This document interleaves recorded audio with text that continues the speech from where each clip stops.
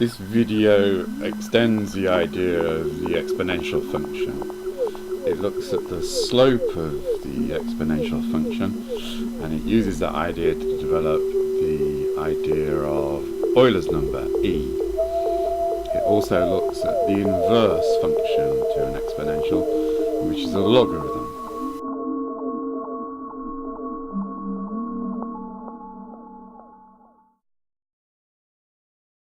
To start with, we're going to look at the slope function of an exponential function.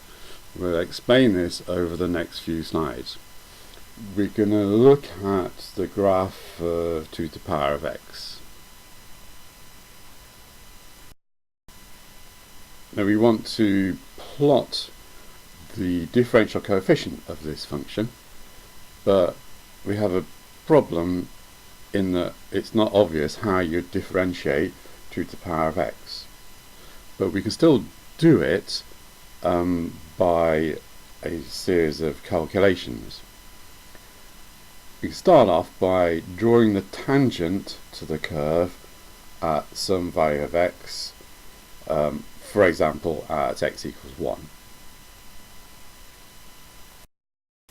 With this tangent we can draw in a change in x, dx as shown here, and a corresponding change in y, dy.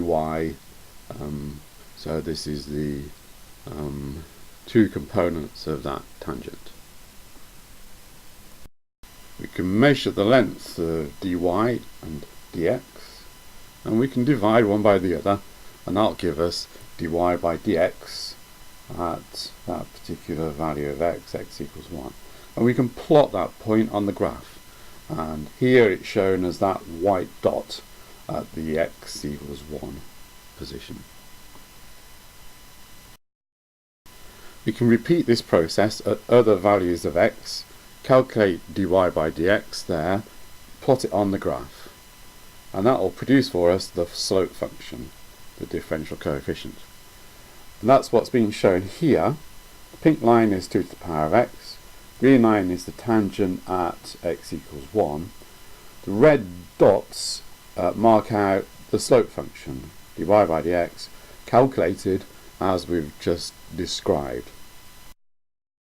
Here we're doing the same thing, but we're using the function of 3 to the power of x instead of 2 to the power of x.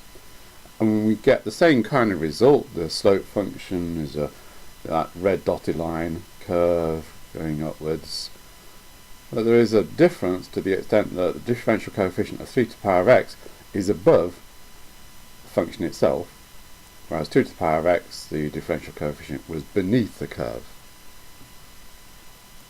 Same thing again, but this time with 2.6 to the power of x. We've zoomed in a little bit. The slope function is now very close to the function itself. It's just slightly underneath it. We've zoomed in a little bit because otherwise the two curves would be very close together. But still the slope is slightly underneath the exponential function. Same thing again, but this time with 2.8 to the power of x. It's again zoomed in. Again the slope is very close to the function itself, but it's slightly above it, whereas for 2.6 to the power of x it was slightly underneath it. So maybe we can find some value where it's actually in the same place. This is 2.72 to the power of x, zoomed in a lot, but even despite that high zoom, still the slope function as the red dots and the function itself as the pink line are very close to each other, such that it's hard to see the difference in between them. So for this value 2.72, pretty much that value, you get the slope being equal to the function itself. So we found that there's a particular number around 2.72 which has a property such that the exponential of that is a function with a slope equal to itself. This number is called Euler's number. It's written down as E. Its value is 2.7182 and so on. It's an irrational number like pi. So that decimal expansion goes on forever. So when people talk about the exponential function, they would mean e to the power of x.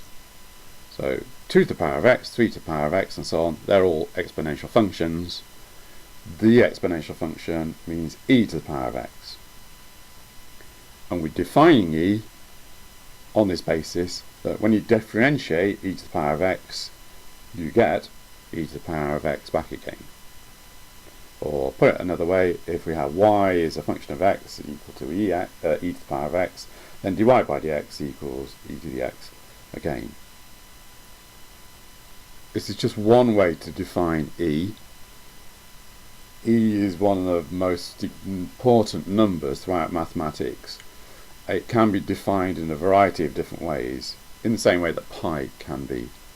But this is one way to do it, and it's possible to show that these different ways are equivalent.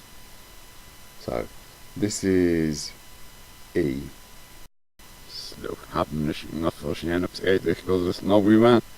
Suppose we have the exponential function y equals e to the power of x, and we want to write it backwards. Suppose we want to write it as x equals something to do with y.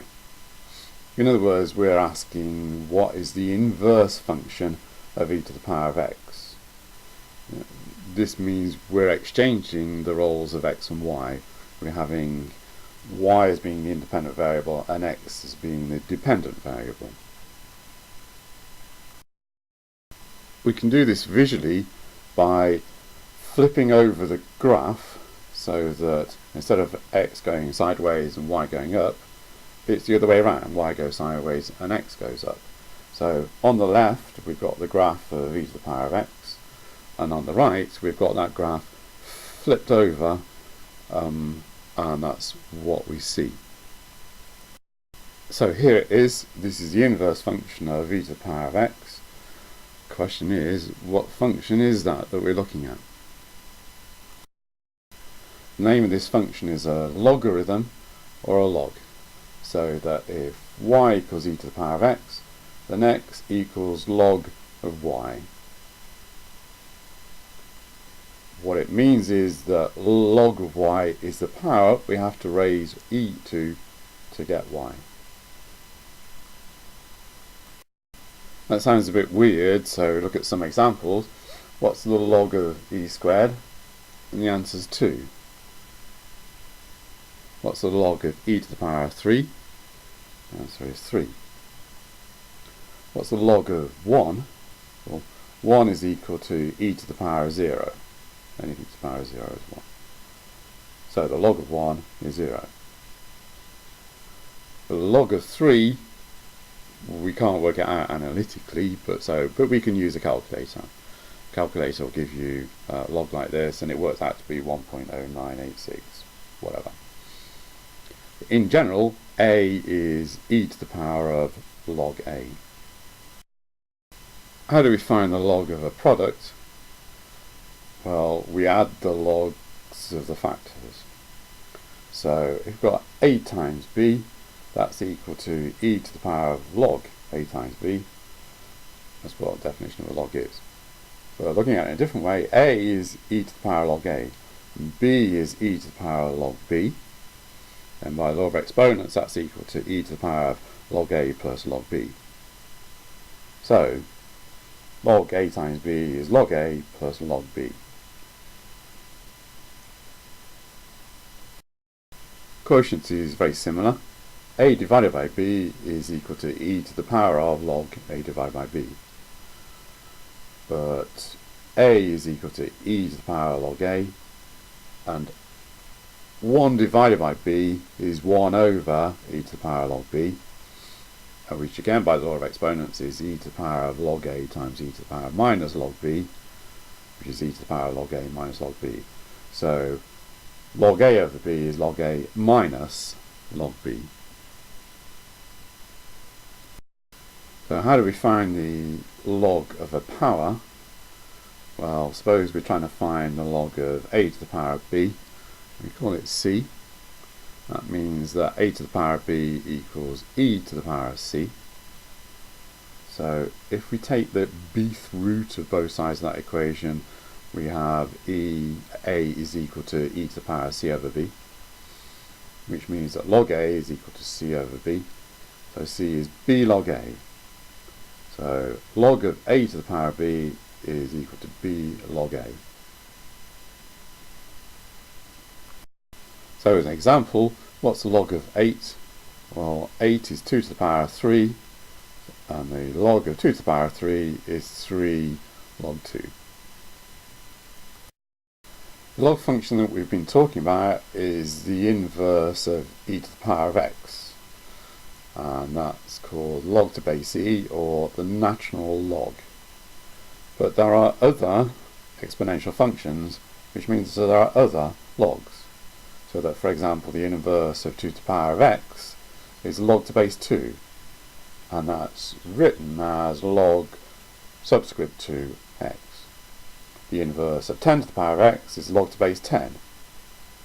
The inverse of a to the power of x is log to base a of x. So the meaning of log to base 2 is what power you have to raise 2 to get the number. So for example, log to base 2 of 8 is log to base 2 of 2 to the power of 3, so the answer is 3. Log to base 2 of 16, that's log to base 2 of 2 to the power of 4, so that is 4. Log to base 10 of 100 is log to base 10 of 10 to the power of 2, so that's equal to 2. Log to base 10 of 1000 is 3. So how can we change the base of logs? Suppose we have log to base a of b, and we want to change that into log to another base, like c. So this is the formula for doing that. We start off with log to base a of b is x, call it x, and b is a to the power of x. And we take logs of both sides of that equation to base c. So log to base c of b is x times log to base c of a. So divide each side by log to base c of a. We've got x equals log to base c of b divided by log to base c of a. So that gives us our way of working it out. Log to base a of b is log to base c of b divided by log to base c of a. For example, what's log to base 2 of 7? Now 7 is not a power of 2, so we don't know. Log to base 2 of 8 would be 3, so it's going to be a bit less than 3. But how can we actually calculate it? Well, we can change it to log to base e, because our calculator can tell us what log to base e of a number is. So log to base 2 of 7 is log to base e of 7 divided by log to base e of 2. We can use a calculator to work out those two numbers, and if you do that, you get 1.946 divided by 0.693, which is equal to 2.81, which is a bit less than 3, which is what we thought we ought to get. Now we've seen you can differentiate e to the power of x is equal to e to the power of x. But how do you differentiate, for example, 2 to the power of x? So we do it changing the base from 2 to e. So if we have y is 2 to the power of x, that means that x is log to base 2 of y. And we change that, express that in the form of a natural log. That's equal to log to base e of y divided by log to base e of 2, which is a constant. So log to base e of y is x log to base e of 2. So y is equal to e to the power of x times log to base e of 2. Now that's a function of a function. We can differentiate that as a function of a function. We first of all differentiate x log to base e2, so that's just log to base e of 2. And if you differentiate e to the whatever, you get e to the whatever, so that's log to base e of 2 times e to the power x log to base e of 2. This shows what you get. This plots 2 to the power of x is the pink line, The blue line is log to the base e2 e to the power of x log 2, which matches the slope function.